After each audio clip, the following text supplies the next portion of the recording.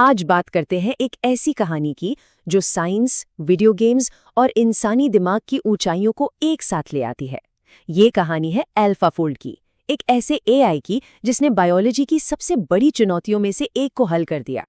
सवाल थोड़ा अजीब है ना? पर सच कहूं तो यही इस कमाल की कहानी का दिल है। ये कहानी हमें एक ऐसे इंसान के सफर पर ले चलती है जिसका दिमाग बना ही था मुश्किल से मुश्किल सिस्टम को समझने के लिए, फिर चाहे वो वीडियो गेम की दुनिया हो या फिर जिंदगी को बनाने वाले बिल्डिंग ब्लॉक्स। तो चलिए इस कहानी में थोड़ा और गहरा उतरते हैं। इस कहानी के हीरो हैं डेमिस हसाबिस, और उनसे मिलने के लिए हमें किसी साइंस लैब में नहीं बल्कि 90 के दशक की एक कंप्यूटर स्क्रीन के सामने जाना होगा। डेमिस हसाबिस का सफर भाई कुछ कम कमाल का नहीं था।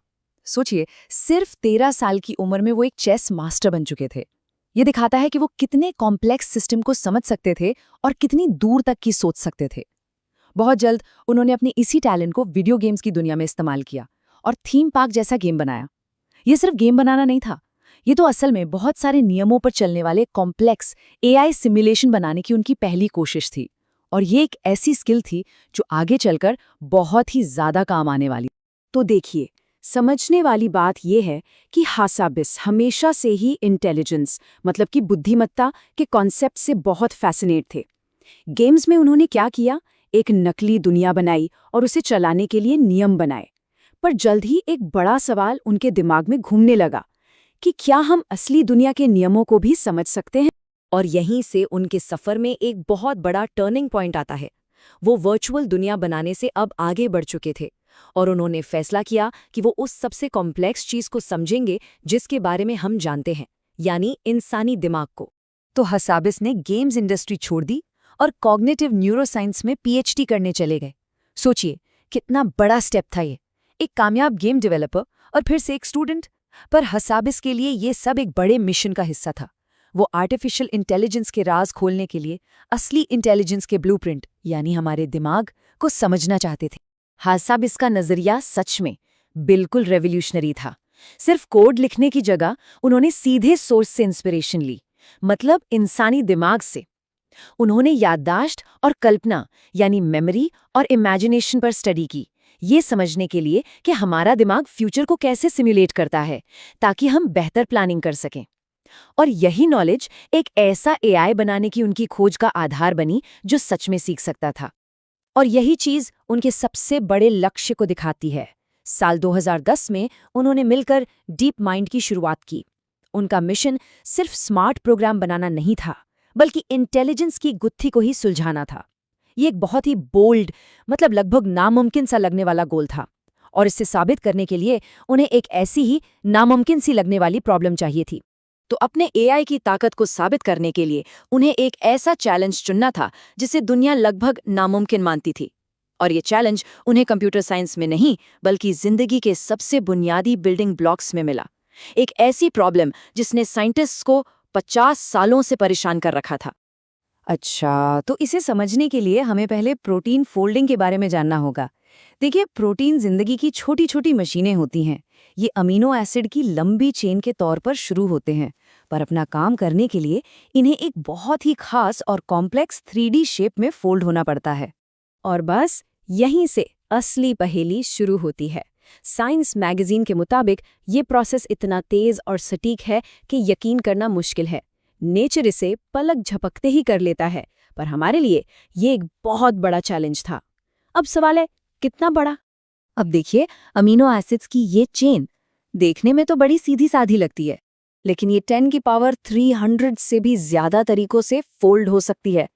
ये नंबर इतना बड़ा है कि हम सोच भी नहीं सकते। ये पूरे यूनिवर्स में जितने एटम्स हैं ना, उससे भी कहीं ज्यादा है। अगर एक एक करके हर पॉसिबिलिटी को ट्राई किया जाए तो यूनिवर्स की उम्र से भी ज्यादा टाइम लग जाएगा, और इसी को लेवेंथल पैराडॉक्स कहते हैं। तो इसीलिए पूरे 50 साल तक ये प्रॉब्लम बायोलॉजी का माउंट एवरेस्ट बनी रही। सिर्फ अमीनो एसिड की चेन को देखकर ये बता पाना कि उसका फाइनल 3D शेप क्या होगा, ये काम लगभग नामुमकिन था। तो ये एक ऐसा चैलेंज था जो करीब 50 साल तक किसी से सॉल्व नहीं हुआ। पर फिर मैदान में उतरे डीप माइंड और उनका एआई, और उनका हथियार था अल्फाफोल्ड। ये कोई आम कंप्यूटर प्रोग्राम नहीं था, ये एक सीखने वाला सिस्टम था जिसे इंसानी दिमाग की तरह पैटर्न पहचानने के लिए डिज़ाइन किया गया था। इसे प्रोटीन्स के लाखों स्ट्रक्चर्स के डेटा पर ट्रेन किया गया था ताकि ये उन फिजिक्स के नियमों को सीख सकें जो प्रोटीन फोल्डिंग को कंट्रोल करते हैं। और इसका नतीजा एकदम चौंकाने वाला था। जिस काम को करने में पहले लैब में सालों लग जाते थे, अल्फाफोल्ड अब उसे मिनटों में कर सकता था, और वो भी कमाल की एक्यूरेसी के साथ। ये कोई छोटा मोटा सुधार नहीं था, ये तो एक क्रांति थी, एक रेवोल्यूशन। फिर आया साल 2020 और वो पल जिसका सबको इंतजार था।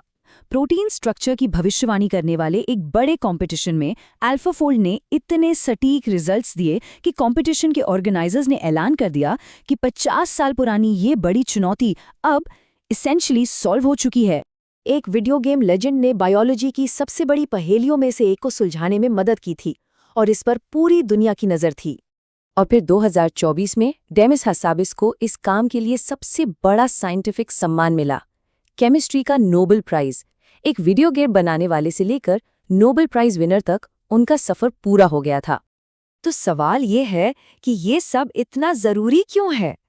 वो इसलिए क्योंकि प्रोटीन का शेप समझना बायोलॉजिकल दुनिया की लगभग हर चीज को समझने की चाबी है। इससे हमें अल्जाइमर जैसी बीमारियों से लड़ने, नई दवाएं बनाने और यहाँ तक कि प्लास्टिक कचरे को खत्म करने वाले एंजाइम्स डिजाइन करने में भी मदद मिल सकती है। लेकिन डीप माइंड यहीं पर नहीं रुका। उन्होंने अल्फाफोल्ड का इस्तेमाल करके साइंस में अब तक पता चले लगभग हर प्रोटीन यानी 20 करोड़ से भी ज्यादा प्रोटीन के स्ट्रक्चर की भविष्यवाणी की। और सबसे बड़ी बात, उन्होंने ये सारा का सारा डेटा पूरी दुनिया के लिए फ्री में अवेलेबल करा दिया। ये सच में इंसानियत के लिए एक बहुत बड़ा तोहफा है। और ये हमें एक आखिरी और बहुत बड़े सवाल पर लाकर छोड़ देता है। याद है डेमिस हासाबिस का मिशन? इंटेलिजेंस को सॉल्व करो और फिर उस इंटेलिजेंस का इस्तेमाल बाकी सब कुछ सॉल्व करने के लिए करो। उन्होंने इस दिशा में एक बहुत बड़ा कदम तो उठा लिया है। अब सवाल ये है कि ये पावरफुल नई इंटेलिजेंस अगला कौन सा नामुमकिन चैलेंज चुनेगी।